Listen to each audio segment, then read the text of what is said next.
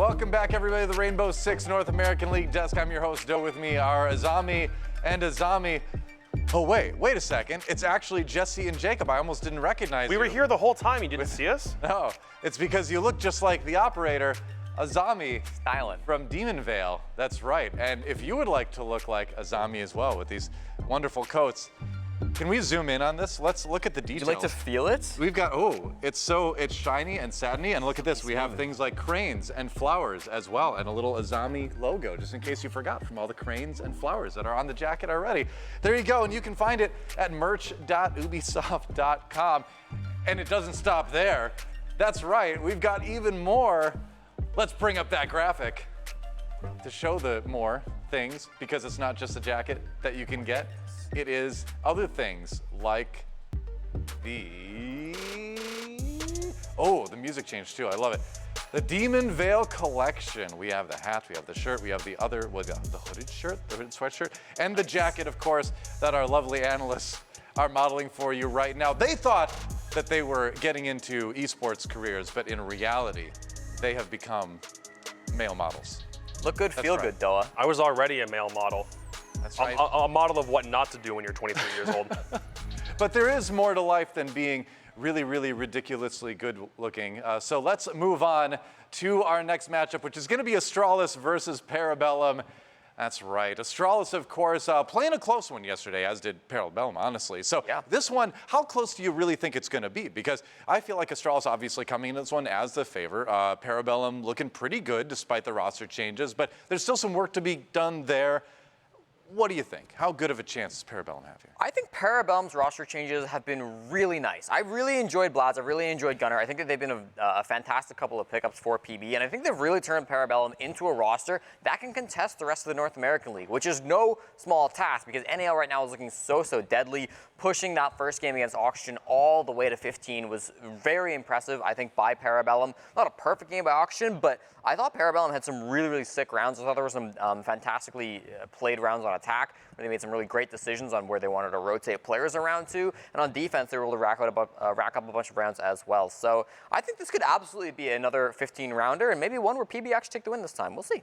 I'd say if you're looking for like a score, I'd say 7-5. I don't think this game, I don't think we're going to go to overtime, if only because we're not worried about Astralis having the factor of call out in as a variable, because he actually won't be playing in this game. DP Fire is back in the mix. But to me, it feels like this Parabellum team is, if nothing else, able to contest at the very top. My question is, can they finish, or do they have like bad momentum at the start? Because they were a slow burn team back in stage 1. That trend might very well continue into stage 2. And given that they've got some players that don't have like a crazy wealth of experience either in pro play or with this squad, that's still something else I'm curious about. Yeah. Well, let's talk about Astralis first of all. Now, yesterday they were playing without DP Fire. DP Fire back in the lineup today. So Kala, despite the fact that he performed really well actually yesterday, we're going to have the full squad here for the first time in stage 2. DP Fire on the right, rejoining yet again. And this squad is scary. Obviously, runners up in Charlotte, losing by only the slimmest of margins to Dark Zero in that 5-map grand finals. It was thrilling, it was exciting, and you know Astralis is back with a vengeance here in stage 2. After jumping in the server and claiming some heads, Call talked on the interview about how they needed to get better at adapting well on defense. I thought the team did a great job at that yesterday against the Sonics, because we saw SQ going for a lot of those really direct, fast pushes that were going to catch a lot of other teams off guard. It worked once, and then Astralis figured out what was going on, they adapted to it, and they really did shut it down nicely time after time after time. So I think that adaptation is something that they've been working on clearly, and it's something that has really paid off. You can tell that despite the fact that they just got off of a major run, Astralis have been working on a lot of stuff still in the background, and they're looking to come in very strong this stage. Yeah. There's not really a reason for me to be concerned about this Astralis team, even still. Like, that game against the Sonics was close, but maybe you can chalk that up to DP Fire being someone to hold more flanks, and maybe Call Out said, this isn't the way that we need to play. He specifically said yesterday, it's about positioning. It's not necessarily about kills. You need to just constantly be moving. And that kind of mobile play style, I do think Astralis is built for, but sometimes in the moments where you need to sit and you need to wait for your opponents to make mistakes, that actually might be something that they can capitalize on, because Parabellum, again, it's not like inexperienced, but it is something sometimes maybe being too aggressive before it's warranted. And that's the kind of thing I think Parabellum will have to shore up if they want to try to beat Astralis today. But Astralis are absolutely the team that can punish them for it if that's what they bring.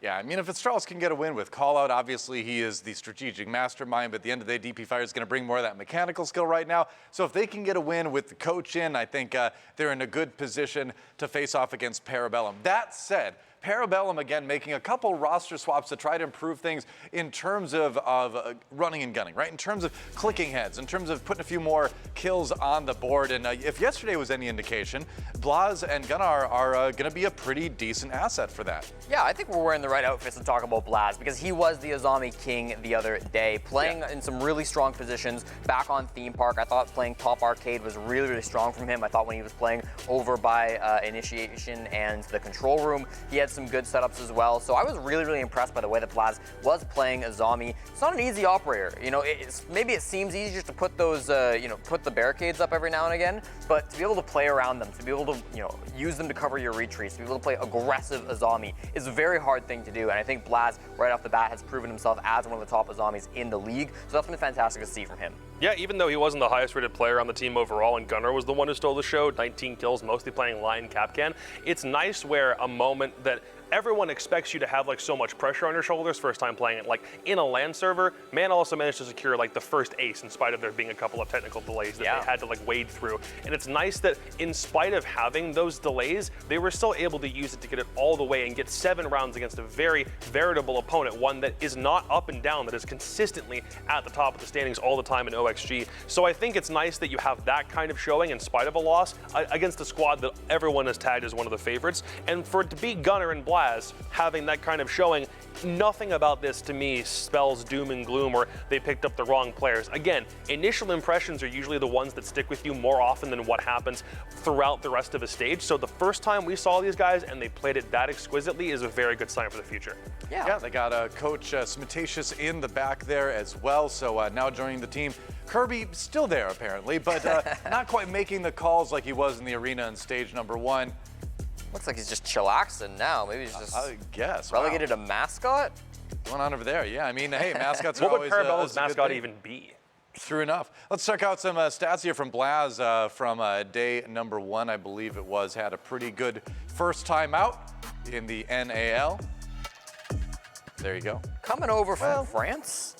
Listen, I mean, it's not about all the stats, right? Like, sure, 8 and 11. I think that he did still have a very strong performance overall. I don't care what the EPS says. I think Blaz played very well. Again, I thought the Azami play was really, really nice from him. We do see Mute as his primary operator. He was flexing to a lot of different defenses, obviously. And so, yeah, I thought that he was doing great that stage, or that match.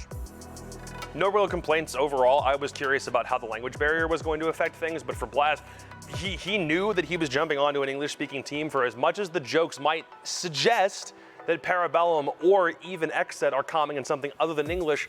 They're playing in English. It's okay. So Blaz came onto this understanding that this was going to be a really big deal. And historically, import players into the North American League or into North American competition have usually done good for, if nothing else, the first stretch of their career. And then there's been some tapering off. We've talked about guys like Alfama and Slebin and Gomfi usually coming in and having like a good immediate impact and helping to change the identity of a team at the start. But it's a matter of how they get incorporated throughout the rest of their tenure on those squads that really helps sell the legacy or the idea of coming from overseas. And I chatted with their coach, VBM, a little bit over the last weekend, and he was saying, too, that it honestly doesn't feel like that much of a roster rebuild as you think it might, because they've already been playing with Blaz for a little while behind the scenes, and Gunner's had some experience with some of the other players on the team in the past, so he said that everyone's starting to work together very comfortably, so it doesn't feel like that big rebuild that some other teams might go through, adding 2 new players on the roster. Let's check out where we're going to play. All right, well, for this one, Astralis have a much deeper map pool overall than Parabellum do. Astralis have tried all 9 maps over the course of the past 3 months, whereas Parabellum have only tried about 6 to varying degrees of success. So we see Bank off the board. That's essentially been a Parabellum permaban. Don't want to worry about it. Cafe has not been played by Astralis in quite some time. Another map that Parabellum have not played in Skyscraper off the board. And the last time that we saw Astralis play Chalet was quite some time ago, and they lost it back in stage 1. So it's not one they've wanted to try in competition since then. Now I get to some interesting ones. Clubhouse has usually been one that Parabellum have always stayed away from, so there's no surprise there. But the border ban from Astralis is nice, and like you'd think that after that game that they had against SSG and how they played it back at the Charlotte Major, that maybe they'd want to try more of like a wild card option, something where they know they can be extremely flexible, but instead they're opting to just remove it from the board completely. I think Astralis have played this ban phase very well so far. Their final 3 maps will be Villa, Oregon, and Theme Park. I think Astralis are thrilled with any of those, to be completely honest with you. They do have a bit of a deeper map pool. I think they use that to their advantage. They're going to go Villa here this time. Astralis on a 4-game win streak on Villa, beating TSM, Xset, Chiefs, and Dark Zero when they picked this map first at the Major Grand Finals. That shows a lot of confidence here on Villa. And then for Parabellum as well, it's a good one for them. These weren't terrible maps for PB by any stretch of imagination either. I think they're going to be happy with Villa. It's one of their best maps to beat Dark Zero here on Playday number 3. And in CL, they were on a 6-game winning streak. That's what I was going to bring up. These guys back in their Challenger League days were demons on this map. The only difference being you're not facing teams that are nearly as structured or coordinated. It's a lot of raw gun skill, not a lot of figuring out how the pieces meld in Challenger League. So that was a really nice streak. But when it comes to professional translation, sometimes it doesn't always meet that same goal. But they can beat Astralis on this map, then they're sitting pretty, they're looking amazing. Yeah, exactly. I mean, this again, you talk about like what teams that are going through these rebuilds, going through these revamps want as far as opportunities. I think you want to play against the best teams. I think you want to test yourself, see what you can do, and then kind of go from there, right? These are the matches that you're ideally going to learn the most from. But let's learn what our casters and analysts are predicting as far as who they think is actually going to win it. Again, I feel like today's got somewhere. There's some fairly obvious choices here, but I'm definitely not going to complain if we've got some upsets. So, Interu, Pengu, what do you think? Honestly, I have no idea. I have absolutely no idea. I look at these two teams, and it's like Parabellum losing to Oxygen 7-8, and then Astralis beating Sonics 8-7. It's just like, who the hell knows? And now you're going to make me make such a decision in front of dozens of people that watch our show. My job. And it's like, how am I going to do this? Yeah. You have no idea how to do it? Well, I mean, I know how to make a prediction. I know how to make a fool of myself. Hey, here's how you make a prediction. Now both of these intersect. You So go to the back and you put your zombie jacket on. That's how you make your prediction. Oh. And where's your fit, Parker? He's wearing the toucans. Where's your drip? 2 cans are better than 1, baby. Hey, you can go to merch.ubisoft.com. Pick some up. If there was a memo, I missed it. What do you want from me? What's it going to be? Astralis, Parabellum? Let's make a choice. You go first. I see that Jesse, I, and the fan vote are doing really good so far, so I'm going to keep it up and say Astralis, a safe choice, if you will. Now you have to say Parabellum. I feel like I have to say Parabellum. I'm locked in on this one, and you know what? I'm gonna go with my Canadian org. And Jesse is gonna betray Parabellum. I don't know what he's gonna say, but if he's gonna turn his back on the org that comes from our country, I will be very disappointed. The gauntlet has been thrown. Now I've put him in a bad spot. So Parker, you picked Mirage too, then, right? No, absolutely not. The other org that comes from our country. No, that's not. Okay. No. It wouldn't be fair to his predictions. I can't just always pick the Canadians. Hypocrisy. Sorry. All right. Sounds like it. Well, there you go. 1-1 for our casters. Our analysts have some decisions to make as well. Jacob, we're going to go to you first. What do you think?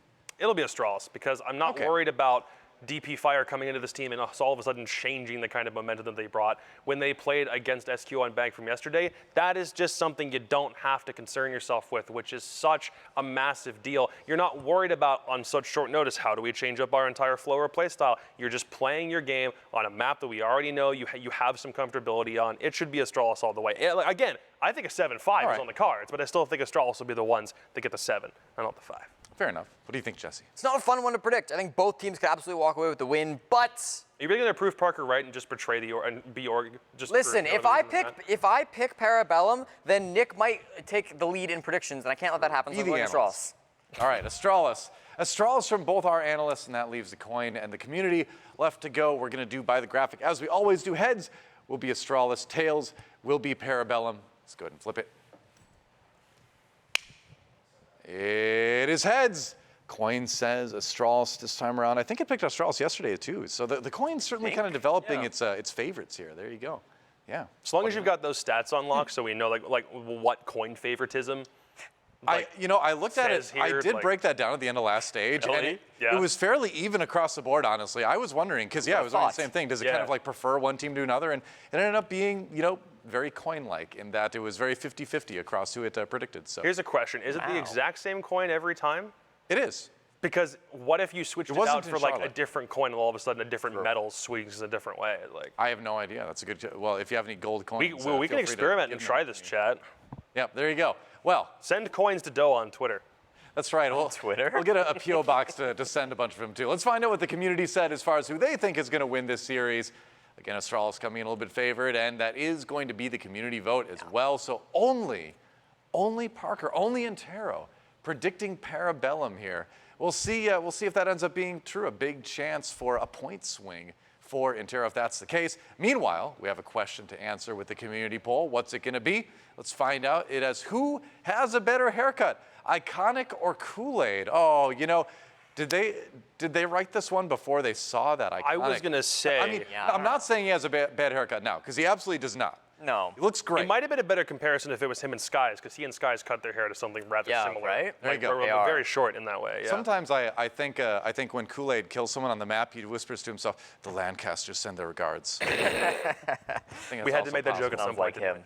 There you go. Well, we're going to find out who wins the series. We're going to find out who wins the poll a little bit later. We're going to take a quick break for now. And when we come back, Astralis versus Parabellum gets started here on the NAL. See you in a few.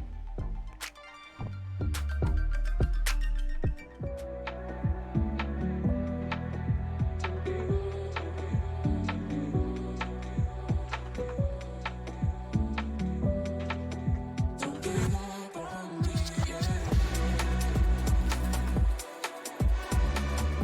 yet.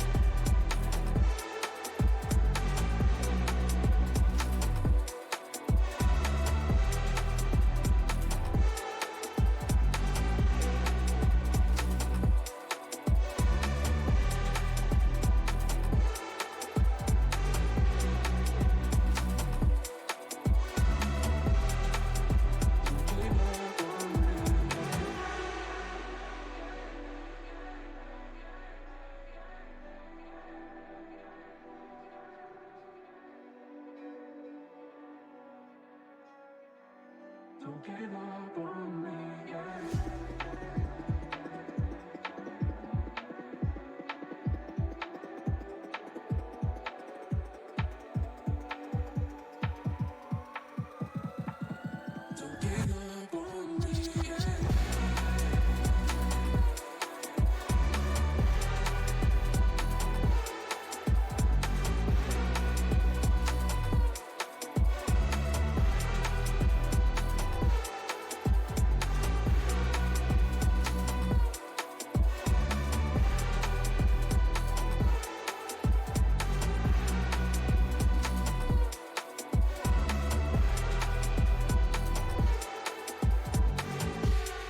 I'm Penguin, and this is the NAL.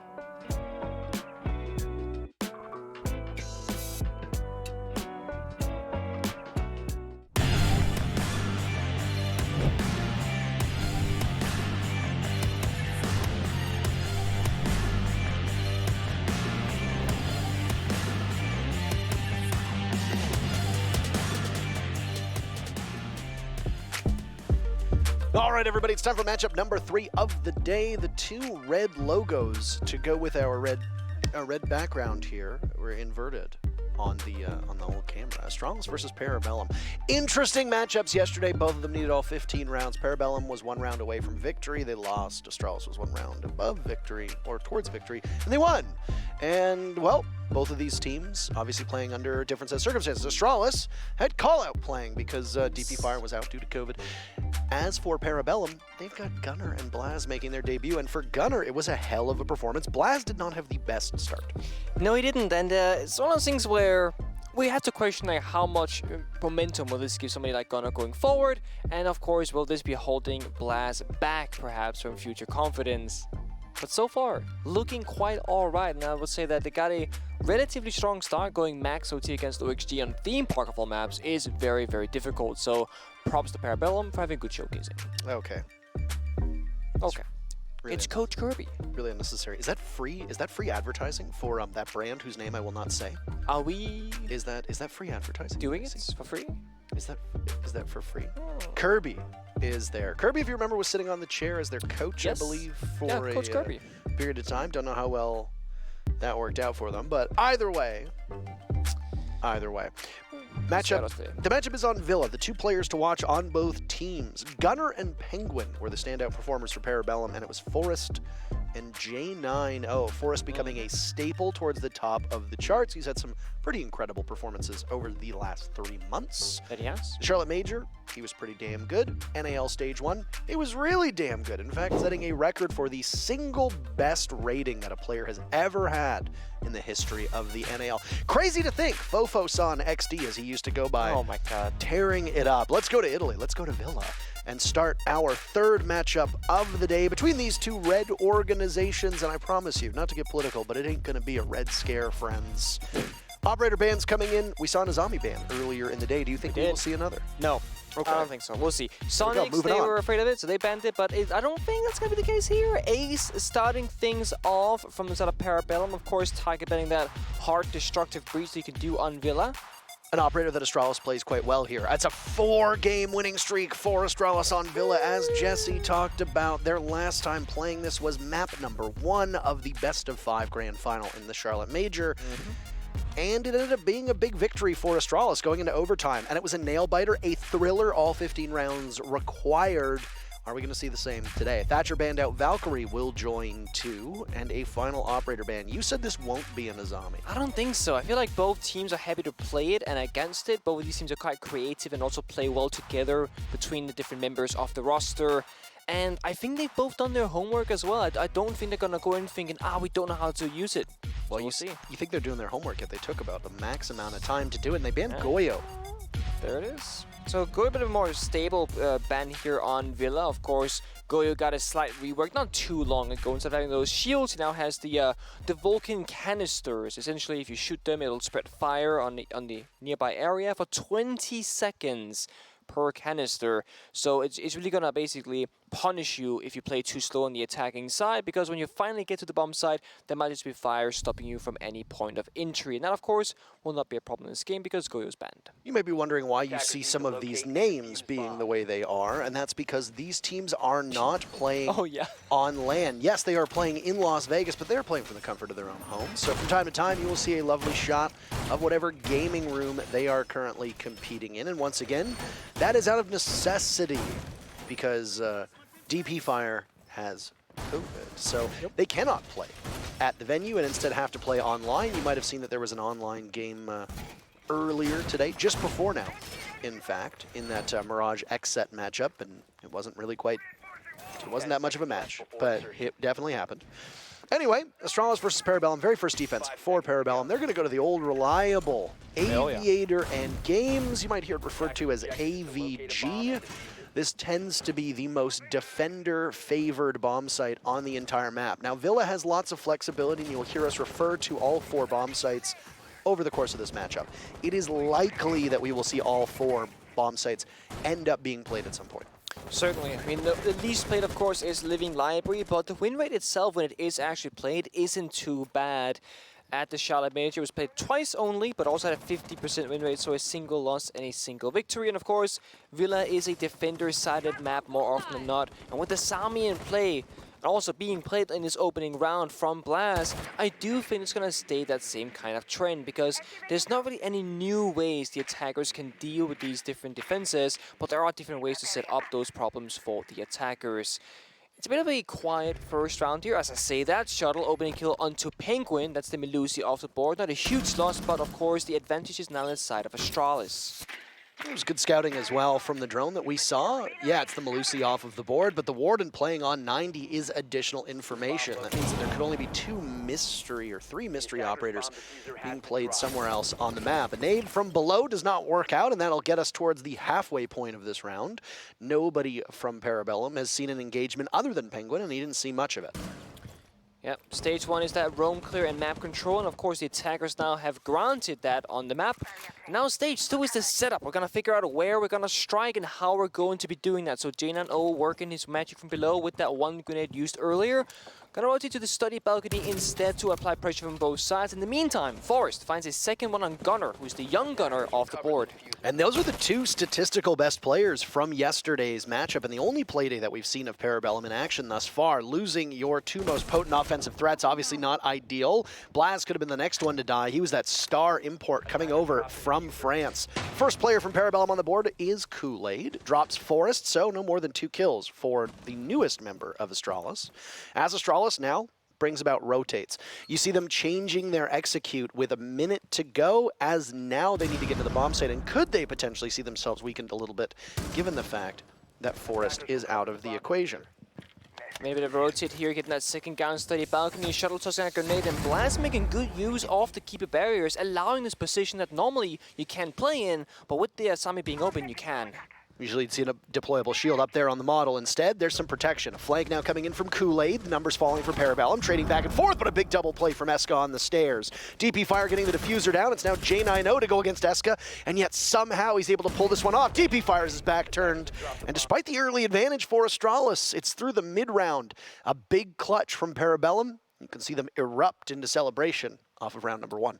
A little bit curious that Astralis opted to go for the main stairs push with 2 members, because you don't really need the area control at all. I mean, they were already planting the diffuser inside of AVG, that a member, of course, inside of study itself, cutting off any possible rotation. So my question is, why do we care about the main stairs? Why do we send 2 members there just, you know, with the risk of falling to Eska, in which they did, because that just means you lose your man advantage that you spent so much work earlier on the round to maintain and to gather. Instead, it's PP getting that first on a bit of a clutch, of course. They left the bomb site and played off it, and it worked in their favor. Did not need any bombs at the now with C4s and Toxic Babes. All they needed was a bit of a gunplay situation. 4 showing the Monty, but goes off it. Not going to see that just yet so far, at least. And similar defending lineup from Parabellum. Of course, Blance taking the Asami. We can likely expect this operator to be played most rounds, if not all rounds, because on Villa, there are so many different lines of sight that normally you would need a deployable shield for, or to play the Clash. But Asami, you know, with 5 keeper barriers every single round, you can just completely restructure how those angles work and how they can be used. We saw him do it last round, and we'll see him do it this one as well. Extension from Parabellum, from the trophy statue side of things, all the way across the map to the opposite side, and we're going to see Astralis contesting with the Nuke sneaking in below. Quite quickly, actually, for Forrest to get into the building, and he had an escort of Iconic, but instead he'll go up to Repel because there's a job to be done here. It's a trophy statuary defense. The other upstairs bomb site, that leaves Kitchen as the likely tertiary bomb site should this not work out for Parabellum. You can see the Kiba barrier still being thrown out. Another one will be regenerated, or generated rather, for Blaz, as all 5 become available at about the 135-second mark. It's close. It's Eska, and it's Forest.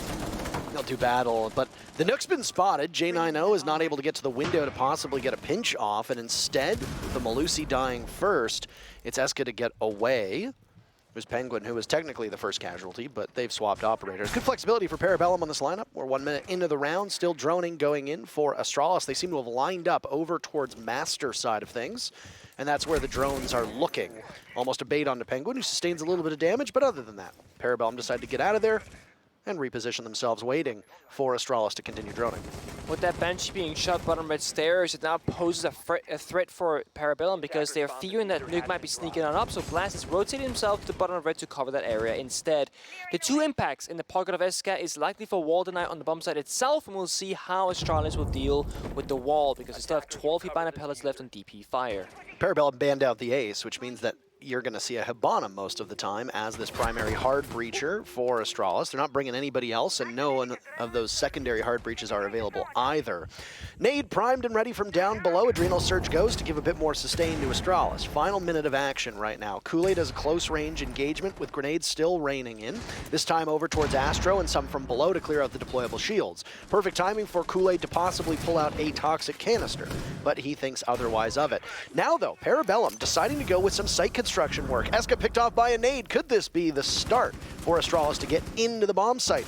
A shrewd angle being played from Gunnar as he's prone in the bomb site, looking towards the doorway to bathroom. Down he goes to J90, so shrewd it may be, but it doesn't work out. Unsuccessful all the same. Penguin, a desperate attempt as 2 members of Parabellum get in on the action. It's a 3v3.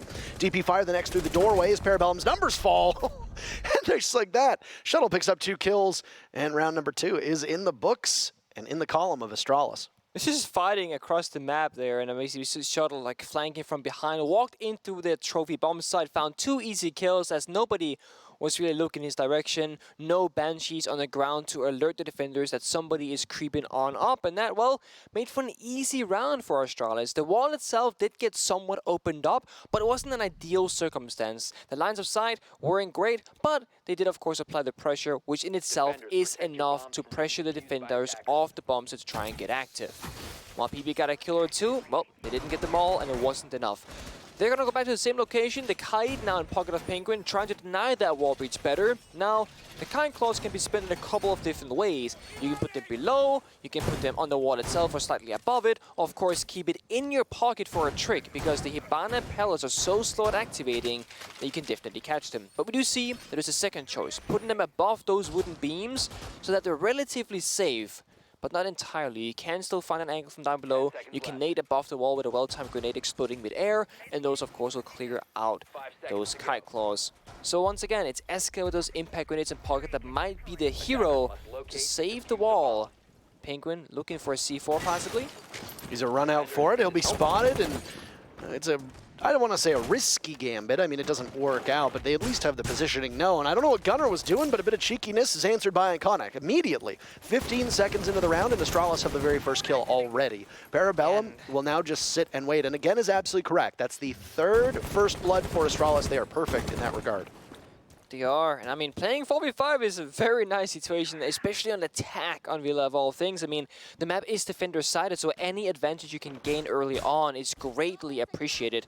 Eska right now barricading those doors because there is the nuke on the board from Forest. That's something they can assume because they played it the last round, and this just means that barricading doors is going to act as a different method of figuring out if nuke is creeping around, because you'd have to break those doors by punching or by shooting, which will alert the defenders. And some of the more experienced players may groan at what I'm about to say, but it does tend to be a thing at lower elo and lower ranks that newer players will actually barricade every single door, and they think that it keeps them safer. In all reality, there are very few instances where you actually want to do that, because it is smarter to leave the doors open and contest should somebody push you from that direction. If an attacker sees a closed door and they drone the room, they know they don't have to worry about you swinging on them. They can take map control much faster, and oftentimes as a defender, barricading every single door off actually works against you. Oh, there it is. There it is. No, you're right. You're absolutely right. Same if you play Castle, don't be that guy who, you know, castles every door to bomb site so that when the Romans come back, they're like, guys, we can't get in, we gotta rip the door down now. Like, don't be that person. I just feel like it's the Rorschach quote that applies there when it's like, I'm not trapped in here with you, you're trapped in here with me. And it's like, yeah, but I don't want to be. Please take the castle barricades down. I digress. Slow round other than Gunnar being gunned down after his high-flying performance yesterday, almost breaking into 20 kills. He sits at 0-3. That is not where one of your 2 new players wants to be, and Kool-Aid decides to swing, maybe for intel, but 2 immediate picks, but it's going to be a martyrdom potentially. It goes off as Penguin's able to get back in. Look at those reaction times. J90 answers the call, and now it's Blaz to falter. As I said this, it's almost like I cursed the round. A bit of dawdling, a bit of slow action, and then Astralis cleans house. Trophy statuary failing for Parabellum. Twice Astralis successful both times. A little bit of deja vu where Astralis aren't really doing a whole lot, and then PP, they want to get proactive. They swing into Astralis, and they lose all their gunfights, and eventually Astralis, they win with about 3 members alive. Trophy statuary bomb sites is not successful for Parabellum, so they'll go back to AVG instead, which I think is a wise choice here. But the question is, what do you do if you win this round? Do you go back to trophy for the 3rd time thinking that this one will be different, or do you have to go to that tertiary bomb set of kitchen dining, or perhaps all the way to living library? We'll find out soon, but first, this round is underway, and this shield now has been brought to that map location so that the Asami barricades or keeper barriers can be used in a different location instead, while still having that area of the map covered. Of course, the alibi from Gunner, and now again allowing that franking capabilities. The 1.5x, you can put down your shield, set and forget. Secondary shotgun on your pistol, you can open up hatches, lines of sight. It's great for the roam game. And other than that, it's pretty much cookie cutter standard. For the attacking side, nothing quite out of the ordinary. Forrest going to keep doing his thing on Nook, as it has been applying so much pressure on Parabellum, sneaking around, getting those Banshees from Melusi. Quantify the pressure. When you say so much pressure, it's a nebulous term that can mean anything to anybody. What do you mean by it when you say so much pressure from a Nook? All right, so it's the fear of the unknown. You know, when you're in the ocean and you can't see all the way around you and below you, that's a lot of pressure of like, oh, there could be something in the water, right? The Nook is something in the water, but you'd never know exactly where. So the pressure is the unknown, but this one will be seen and heard, but it's too late because Iconic, he's gone. It's been happening to Iconic actually a couple times. If I remember correctly, on the bank match yesterday, they jumped out on him and were able to get a successful kill or two from Sonics. I think it might have been Rexon who did it, if memory serves me correctly. But there are times when I don't exactly have the most photographic memory. When you talk about Nook, I think fear of the unknown is absolutely correct. But in this case, Gunner earns kill number 1 for him in this series by taking down the Nook, who hops on in. Another for Gunner now as well as he drops. And suddenly, Parabellum have this round in their grasp. 5v2, 2 minutes to go. There's Blaz with yet another, and they're just playing with their food. J90 gets 1 kill, 4 more to be found. Astralis has clutch potential as a team, but there's an awful lot to do. A missed nade that'll do a tiny bit of damage to Kool-Aid, but it effectively tickles his feet. That's about it. J90 will reset, now head towards the stairs. He's got a kill hole looking up into this aviator bomb site. It appears that, well, both times this will go in favor of the defense unless something goes horrifically awry. And there it is, J90 killed from the same area that he was looking at before, but decides to go off of the barbed wire. Nearly a flawless round from Parabellum as they look quite strong on Aviator Games. The problem is elsewhere. It is. I mean, that early aggression finally worked awful, and they finally found the first opening kill on their side of things. Gunner said, "You spooked me, Forrest." And that was kind of like the fear of the unknown, right? Like Gunner's running around the map and doesn't hear the Nook creeping up, but, well, Gunner doing what he does best and took out Forrest with great accuracy on the alibi. But a little bit of a spooky moment, of course. 5th round, and we are going to that tertiary bomb site of kitchen dining instead, and change things up a little bit here. This is exactly where you're going to see a bit of a lineup difference. The mute and the pulse is like the duo that you bring to this bomb site because you want to have 2 C4s, as you see. The pulse will scan, while the mute has the C4 in hand, and then you will use the mute C4 first, and then mute becomes like a +1. Pulse can stick around and still keep scanning, of course, still has that option of a vertical damage with that C4. So likely we're gonna see 3 roamers, 2 guys on site. The Lesion provides a bit of information on the map, so does Melusi. The goo mines will have to be shot or stepped into. That gives you a bit of a sound cue, and of course the Melusi Banshees, her gadgetry, will make that whoop whoop noise when somebody walks within striking distance. So that's gonna help you both on the roam game, on the site itself, and we'll have to see what Astralis' approach will be, because you can rush the bomb site, you know, thinking that it's weak, or you can go up above of Master Bedroom, do some vertical damage, and then try and strike the bomb site later on. With the Goyo being banned, you have so much time at your disposal to make either decision. You don't have to fear about roam clearing and doing vertical play and then feeling like, okay, there's no time to plant. You will have that luxury because the Goyo is off the board. We talk about operators that are being brought as well. There's obviously an optimal lineup now. Penguin dies first yet again. It's Forrest to capitalize off of it. Forrest with these opening duels breaking in his favor. That's great for Astralis. 5 rounds in, and 4 of the 5 first bloods are for the team born in the stars. And a bit of unfortunate misdroning as Kool-Aid inside a pantry is able to thwart whatever hard breach that Astralis can muster at that particular moment. It was a full round of X-Kairos that will go absolutely nowhere. That's valuable utility that DP Fire will now be without. And it also means that there won't be as great of an emphasis on that kitchen hold for the defense, because they have to be wary of, well, where the attackers are going to come from. They have a bit more, I guess, confidence because they don't have to worry about that panel being opened up. Blaz fires back, takes out J90, and now it's Gunner holding over towards Astro as some of that triple panel upstairs in Master gets opened up by the Hibana. Eska, Nitro Cells, guns down Forrest with the explosive. Not quite a gun, but the result is all still the same. Iconic caught on the heels of what appeared to be the Lesion of Gunner as Blaz now circles around. They could very easily pinch. Parabellum's roam so far completely flying under the radar, and Astralis have no idea where these shadows are. Doing a good job just constantly moving around from Parabellum, like never letting Astralis figure out exactly where they are. And we see Blast now coming back towards this upper area, challenging once again, but he's alone, giving up the man advantage. 3v3 now instead because Gunnar was all the way downstairs instead of lobby. The pulse, of course, can give you some valuable information, but both C4s and Mute and the pulse have been used. Of course, one got a kill, the second one missed, but they have already gotten a ton of value in that regard. Sledge being on the board as well as Hibana means Astralis can both do the vertical damage and open up a singular wall with those 6 Hibana X Kairos if they want to. And they got 41 seconds to work with, and we'll see them do just that. A bit of troubles to get on in, as you can see he's caught on the wall. Now these fewer X Kairos will be a bit of a problem, and there's a Mute Jammer on the other side of the wall, leads from Laundry, which is exactly what Astralis is wrestling with. In the midst of the smoke, though, Iconic is going for the plant. A blind spray, and DP Fire is down. Iconic was the one with the diffuser, though, and they'll get out of dodge very quickly. A hop out from Bicycle Window from Eska could be huge, and there it goes, but it's read by Iconic. He knows this one. And he can hop right back in and hold that same control, which is what he'll do. The last player from Astralis' shuttle, he's upstairs, and he'll watch the holes from below, downing the Legion in a quick knife. He missed it, but that's fine. Kool-Aid cannot tussle with Iconic, and Astralis pick up yet another round and regain the lead on this very close first half for these teams. It's a fantastic post plan from Astralis. I mean, Iconic reading the jump out, then you have your Sledge and Shuttle staying up above a post plan, you know, vertical control of the diffuser itself. And while he gets flanked from Lilician, well, you have Iconic walking back into bomb site from that the memo room right here, flanking the guy on the diffuse itself. So even if Shuttle lost the gunfight, Iconic gets to 1v1 on site with a guy not looking at him, and he knows the last guy will be up above, granting Iconic the space and the time to work with to win that 1 versus 1 position if that was the case. So a beautiful 1v2, or essentially a 2v2 if you will.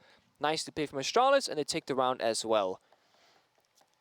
They are so animated. Look at that. They are just locked in and completely composed. There's been a timeout taken by Parabellum, though, and that's why you see what you see right now. Obviously, we're not going to throw up on the screen their perspectives because, well, they need to discuss that amongst themselves.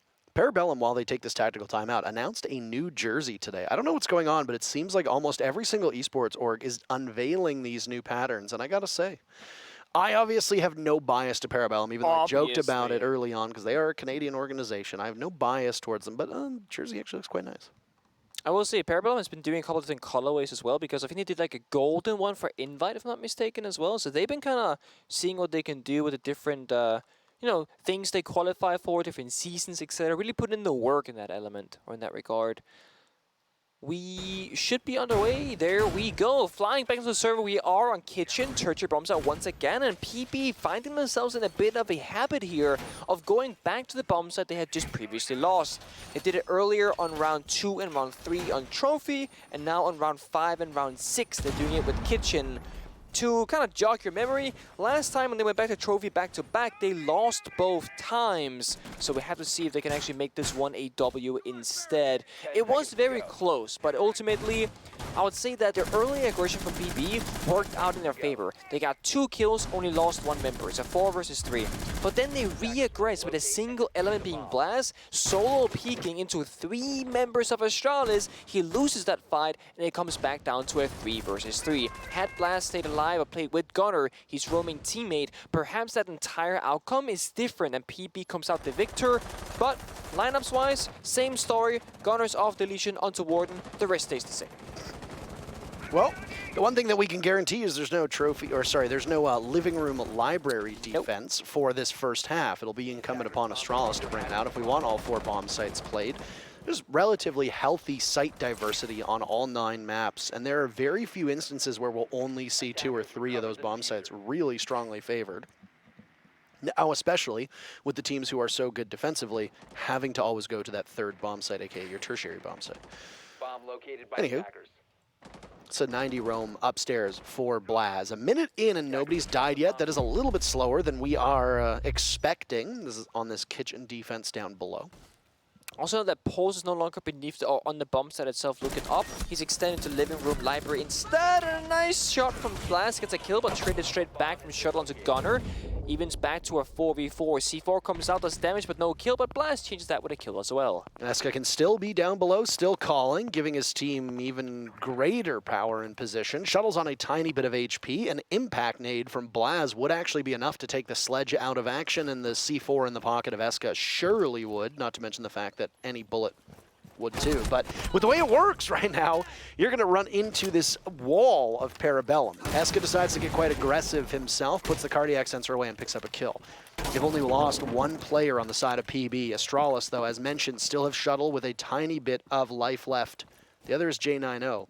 Now, with the way that Shuttle's been playing, that's somebody that can very obviously keep things close, but again, there's so many tools that Parabellum have that could kill Shuttle. He needs to be awfully careful.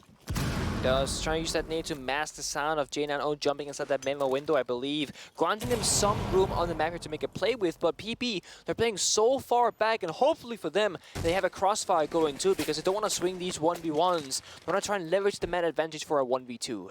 J90's creeping up. The moment that they fire on a single player from Parabellum, the comms will go out and they will just encircle the last remaining attacker. And there it is. The last one standing is J90. Tons of munition, though. Down goes Shuttle. Penguin follows shortly after. J90 hunting, but he's going to have a really tough challenge here.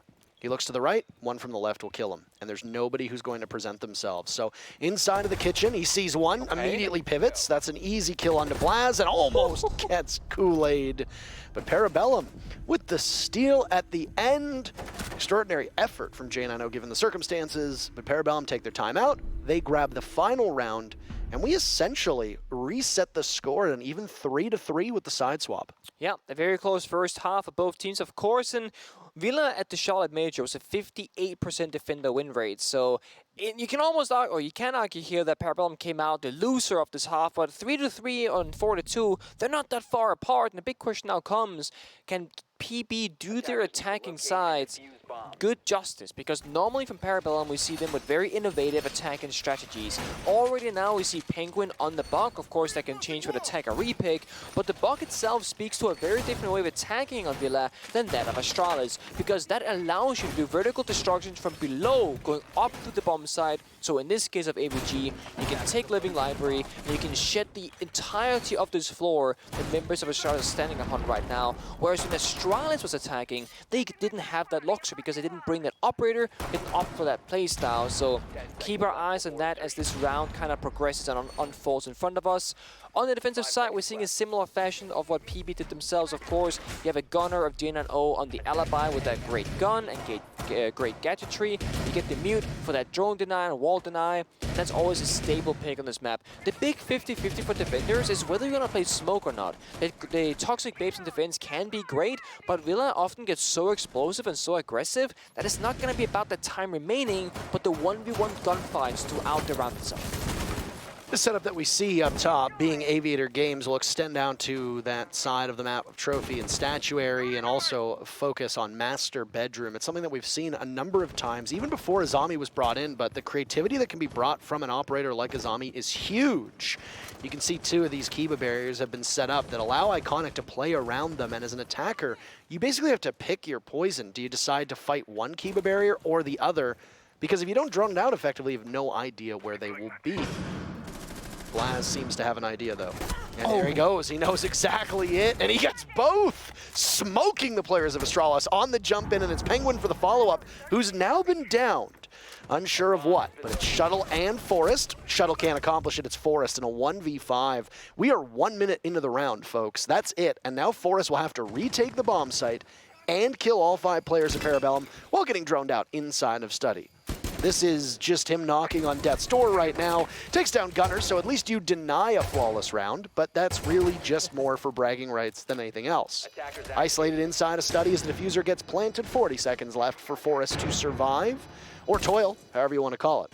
Parabellum will continue to throw drones at the problem, give information away, and Forest decides a classical hallway is where he'll try to make some noise.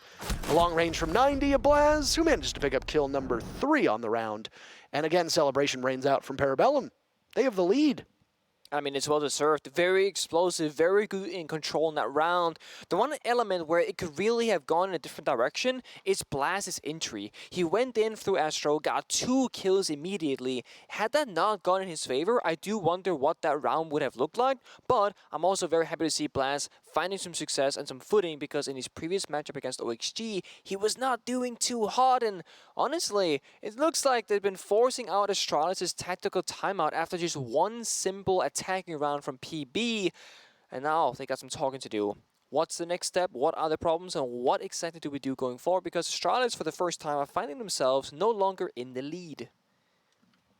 Parabellum's last time leading was all the way back in round 1, because then it was equalized by Astralis. So quite a while for them to wait to get here, but I like that these timeouts were taken mid-game. There's been some criticism before.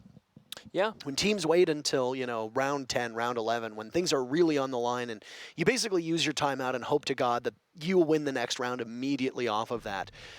When you've got a coach like Callout, when you've got Parabellum having, I apologize if I'm incorrectly saying your name, but is it Smitasus or Smitasus? I'm not sure, but the name on the jersey. Yeah, I see things like that, and I'm like, I actually don't know how. I think they were announced to. Smitacious is apparently. That's a Tacious. I like that. Oh, that is nice. Smitacious is a great name. That's what production is telling me. If I'm wrong, then just blame them. Either way. Okay. When you have strategic coaches, and I believe VBM is still coaching for Parabellum as well, if I remember correctly, is that you want to take your time out to maximize the benefits. I mean, that sounds silly to say out loud, but it's really true. And if after your very first round on defense, Callout sees something he doesn't like, then you immediately turn around and say, let's settle the team down. Yeah. Let's figure it out. We have the whole round to go. That's why some teams that take their time out in round 4 or 5, yeah, they're going to want, whether they're on attack or defense, to be the focus, but then they immediately have to switch sides after those 2 rounds. I think it's very important to get ahead of the problem rather than be thinking, oh, it'll solve itself eventually, and oh, snap, now it's match point. I guess I'm going to call a timeout and figure out everything in this immediate moment, right? So early problem solving, perhaps, from the side of Astralis, or as you mentioned, Callout seeing something significantly wrong that has to be changed for the future rounds to come.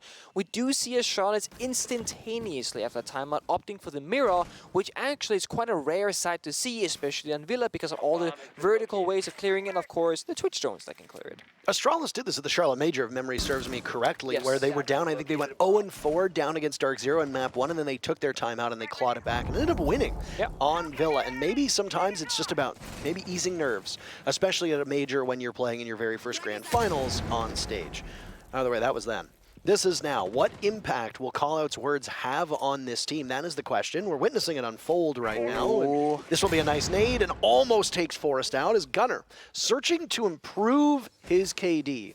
After he went almost 20 kills yesterday, he's sitting at 2-7. Not good enough when you're playing on these roles for Gunnar, and really being just kind of patched over with the fact that Blaz and Kool-Aid are having great games on roles where, you know, Kool-Aid in particular, not that important.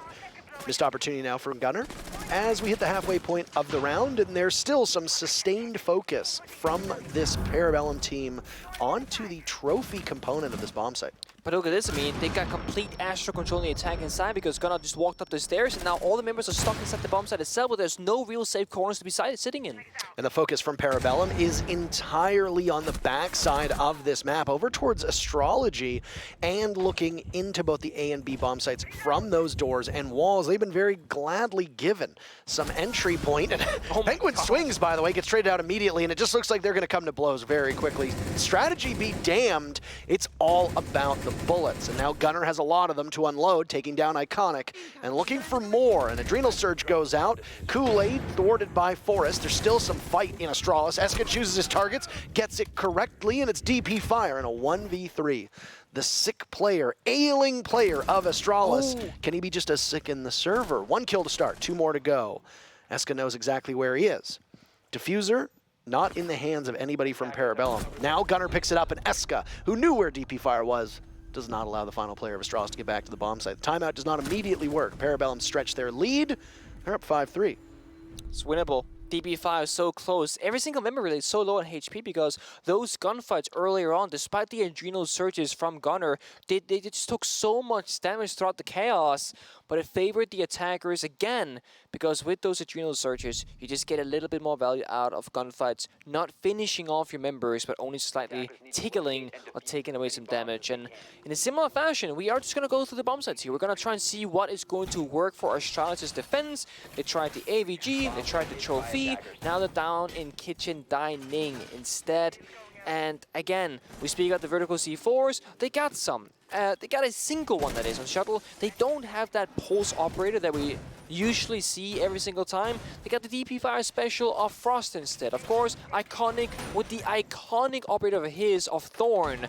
Astralis is one of the 2 teams that plays somewhat Thorn in their operator lineup, like OXG plays it a bit, Astralis plays it a bit, but outside of that, we don't really tend to see this operator a whole lot. I'm always happy to see it because when pro players walk up a staircase or in through a door, the gadget goes off, and it's always like a flicking battle of like, okay, where's the gadget? Where do I shoot? Bit of a panic moment. Well, Parabellum, at this point, could theoretically start to run away with it. Over the last 5 rounds, they've won all but one. It's quite an impressive series of performances. They took their timeout, and they are 3-0 since burning that. The clock will continue to run for Astralis to see if at any point they can figure it out, since they just burned their timeout a round before this. DP Fire holding upstairs now as it's a kitchen defense. Yep. Pressuring match point as well. This gunfight here, opening kill is huge, as we know from both of these teams. So far, pretty even split down the middle from both sides, so whoever can get this one will put themselves in a great position. There's a bit of annoyance from the Logic Bomb, and it's Penguin who's been down. He's in a frost mat. You cannot get them back with an Adrenal Surge. Try as you may. Kool-Aid has his teammates back on a DP Fire. Diffuser being planted. He's in the midst of the bomb site, and he gets hit by an impact. All of a sudden, Astralis have an idea, and there's Eska. He could have put something together, but only 1 kill is all he gets. Gunner to clutch out. Extraordinary yesterday, and he's on Finka. If there's going to be an operator to do this, it's him. Adrenal Surge is back up, but he doesn't want to use it because when you hit it, it gives your position away. Not that they don't know where he is. Nade goes in to try and deny some area of the map. Forrest takes a ton of damage because of it. Gunner now uses that Adrenal Surge. These final 2 kills from Astralis, tantalizing. 90 seconds to go. 1 player inside a Memorial. That's where Gunner's focus is. And instead, he'll head back out. And he can go to drone if he wants. A nade primed and ready. I don't think this is going to be sufficient. And no, it isn't. But maybe coax one of these players from Astralis out of their position. Instead, this is the team that Callout has built, and the patience that has been shown. The crossfire. There's a crossfire established perfectly as Forrest has the right, Shuttle has the left, and Gunner needs to pick his choice as well. Wow. Look at that.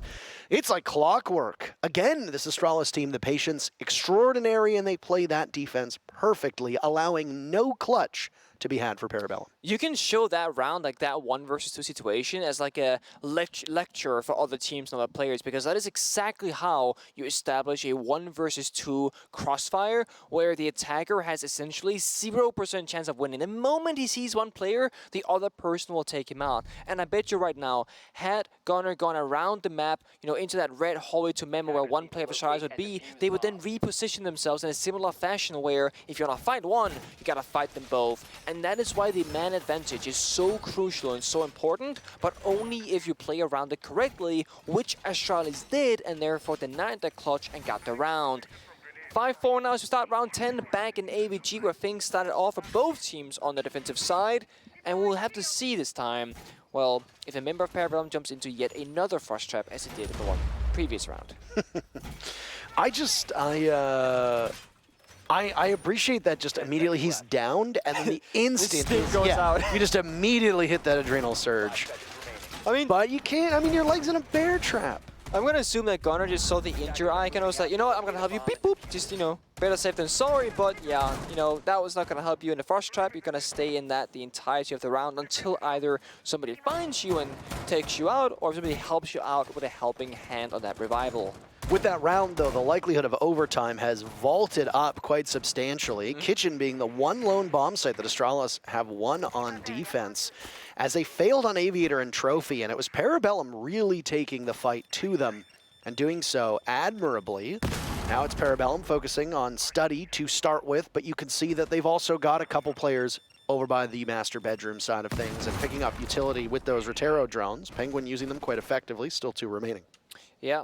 And now we see, like, because you have 4 repair drones on the Flores, you can spend 2 or 3 of them just clearing out utility, save the last one for later on in the round if you want it. Of course, you need information.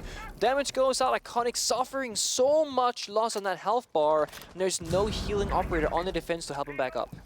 No, it's not what you want to see at all. DP Fire sustaining some damage too. We see the Nook that was brought out by Astralis now working for Parabellum, and oh, Gunnar just narrowly missing out. If you head over towards 90, the Nook could have paid off so much. It's Blaz to take damage for Parabellum. Gunnar still not sure where he wants to go, maybe into the bomb site. If he catches one of them off guard, and he does, again, it's a missed opportunity. Gunnar getting siege timinged so hard at the moment. They could very easily rack up some clout by posting about it on old twitter.com. Nobody dead yet. We're at the halfway point. Gunnar still posted up on the door, looking into the B bomb site. Question comes now, how do you go forward from here? Because PB find themselves in a bit of a huddle here, a bit of a trouble, rather. They don't want to challenge all these gunfights right now because they know Astralis are getting active and aggressive, and so far, well, an injury comes out. It's Blaz on the ground. Blaz was so low already that you can just shoot through the walls and that'll be all she wrote. Iconic taken out by Gunnar, and look at that, Forrest on the flank, but he can't outduel the new player. Blaz retrievable. Gunner's on 1 HP, but it's a worthy exchange. Trade 99% of your health for 2 kills. Most people would do it any day of the week. Blaz looked to be retrievable, but now the issue is, what about J90? He's picked back up. There's no Finka from Parabellum here, so no way to get them back. And with how low they are, they can pick them off just as Gunnar got by J90. 40 seconds remaining. Blaz back from the dead, but very limited HP. Kool-Aid has Diffuser, might attempt another plant. Objective play has not been particularly strong for either teams. It's been all killing, and now it's Kool-Aid's job to do it with Diffuser in hand. These teams coming to blows so frequently. Smoke goes out. Blaz obscuring part of the bomb site. DP Fire taking damage. All this action happening on different parts of the maps. Shuttle engages on the window. Blaz back from the dead, as we said.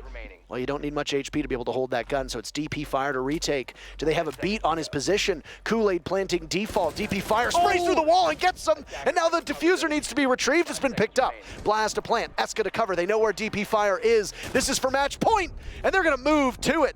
Parabellum tearing through the defense on the bomb site.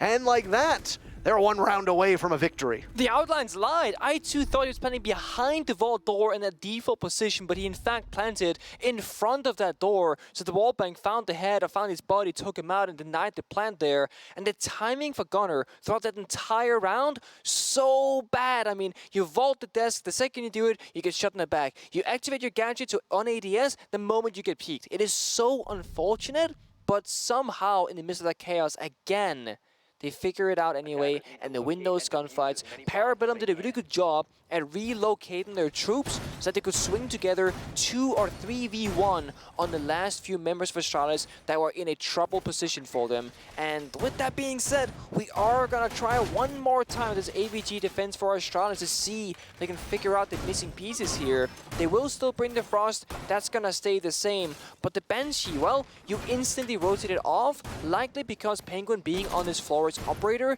being able to just destroy those from the early stage of that round with the Retero drones, it's too much wasted utility on the defensive side, because when you pick up the Melusi, you're crushing onto it. You desperately need those Banshees to be alive so that you know where the attackers might be coming from, and if those gadgets are gone early on, well, it might be better to go in like a rechargeable operator instead, like Legion, where the longer the round goes on for, the more value you will gain. But at the same time, Parabellum was so quick in rounds 1 and 2 of this second half, which are rounds 7 and 8.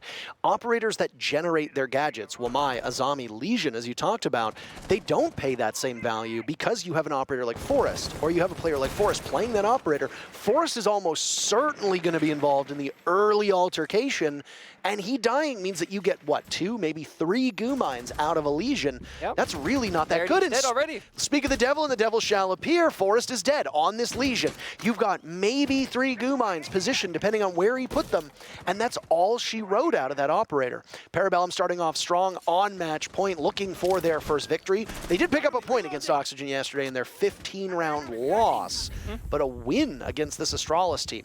The runners-up to Charlotte Major and the victors yesterday against the Sonics would be very large. And the thing is, it's because Parabellum can play both styles of Rainbow Six Siege, right? They go really, really fast the first couple attacks, but if you've been paying attention, the last 2 rounds, they've slowed down tremendously and playing that utility game instead, and it's forcing Astralis into an uncomfortable position that they're not familiar with, and they're being punished for it. Got a beat on one of the defenders as well. Gunner knows he's there, but has to be wary of a player by the door. You push up too aggressively and you can get gunned down. It might even be a trap because they know they've been isolated. Iconic takes out Penguin, but he's traded out by Blaz. Shuttle towards 90, can't do much. J90 suffering a huge loss of blood, as is Shuttle. This is not looking good for Astralis at all. That 4-map win streak on Villa could come to a screeching halt at the hands of this Canadian roster and this Canadian organization. Somewhat Canadian, I'll take it. 2 players. Battle on the stairs. DB fire down for the count. Shuttle follows. It's J90, and he's going nowhere but out of here. What a triumphant victory for Parabellum. A 7-4. And they must be very, very happy about that. Gunner didn't even perform all that well, but guess what? The rest of the team did. Gunner overperforms yesterday. Team loses. Gunner has a quiet day today.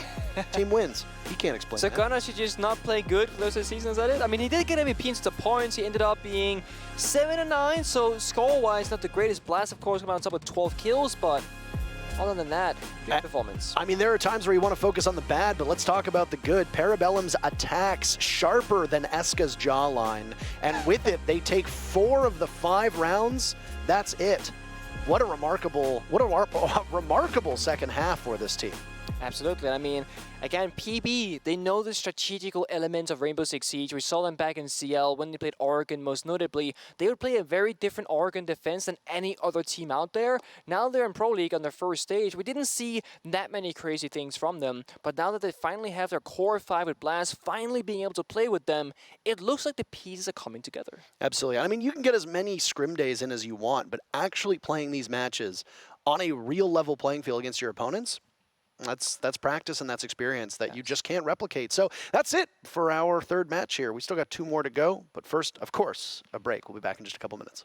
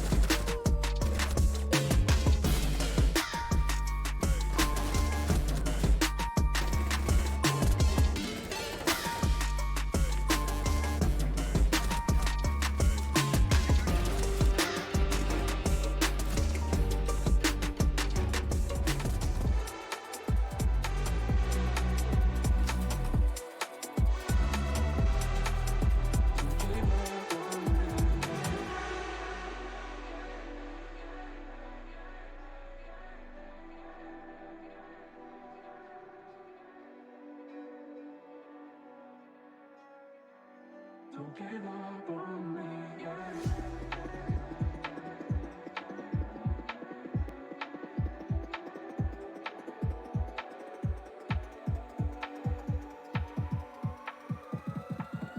Don't give up on me, yeah.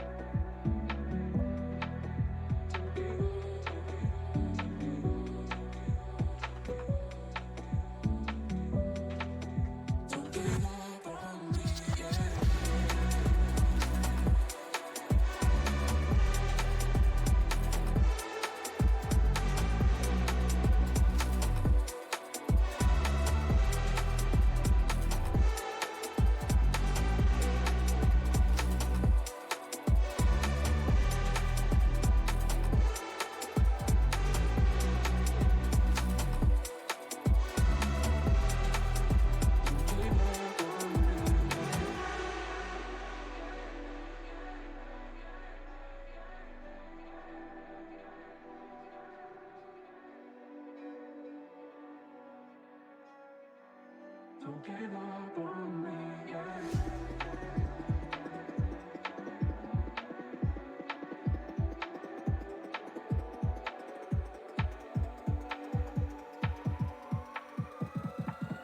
Don't give up on me, yeah.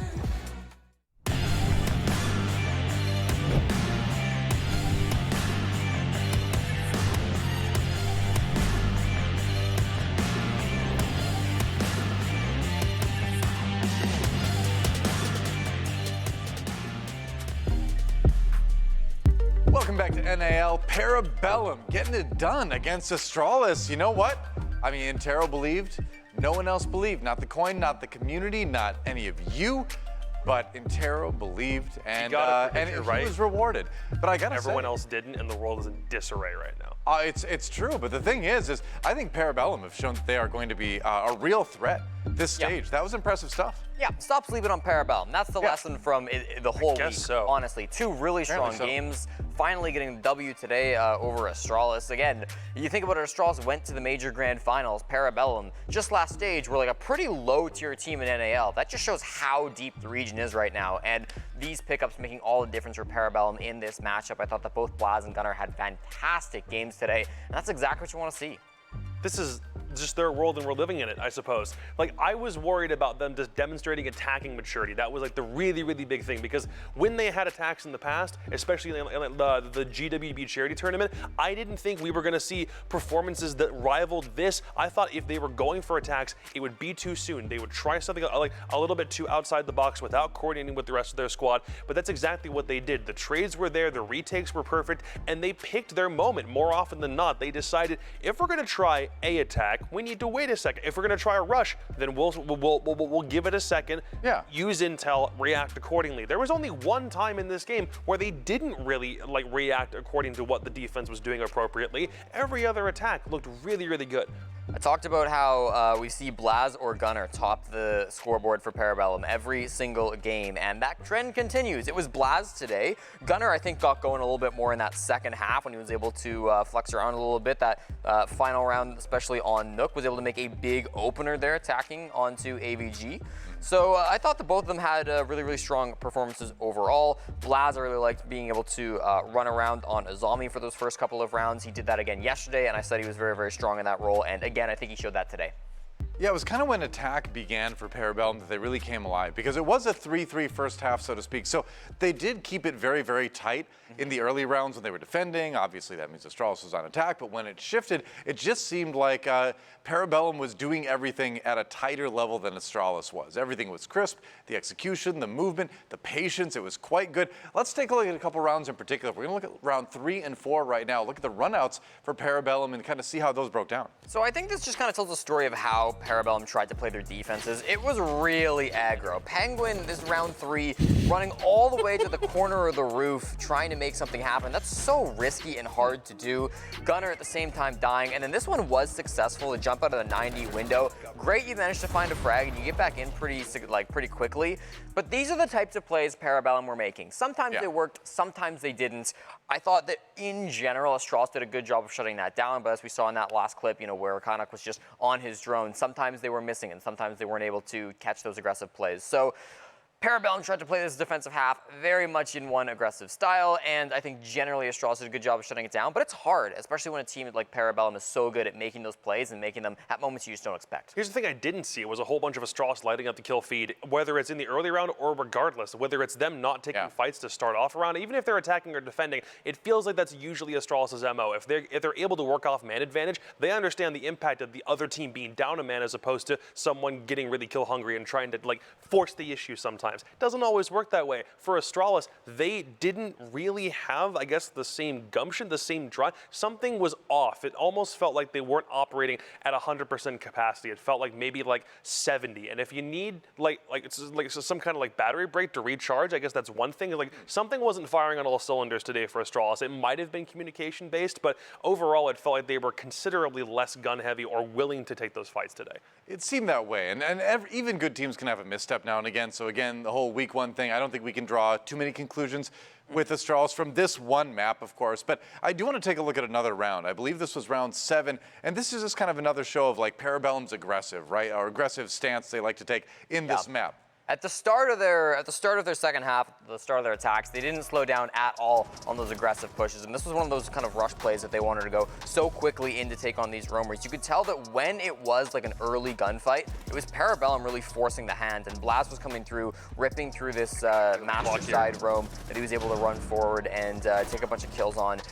Really nice stuff from him to be able to gain that massive man advantage, and this was a thing. Early on in round 7 and such, we saw Astralis trying to play this early round, and the roams were not going their way. And then as you were saying, Jacob, the very next round, for example, round 8, they would give up so much ground because they were afraid of these fights, right? And I get it. It's hard when there's F2s and there's LMGs on the attacking side. It is hard to try to hold on to those aggressive off-site positions, but you've got to find some way to take control of that early round, because it felt like after that round, Astralis started playing more and more passive, falling back time and time again, giving up ground for free, and that was just never going to lead to success. Yeah, there is a thing in this game about giving your opponent a little bit too much respect and just assuming that they're not going to do anything with the ground that you decide to give up. Sometimes if you're going to make a late rotate back to site, or at the very least, like, give them some of that position, it's so that you can do something with it, whether it be a nitro from down below because there was plenty of pulse played in this matchup, or finding a way to lure them into some kind of trap that they think is free and clear space. Somehow it felt like Parabellum,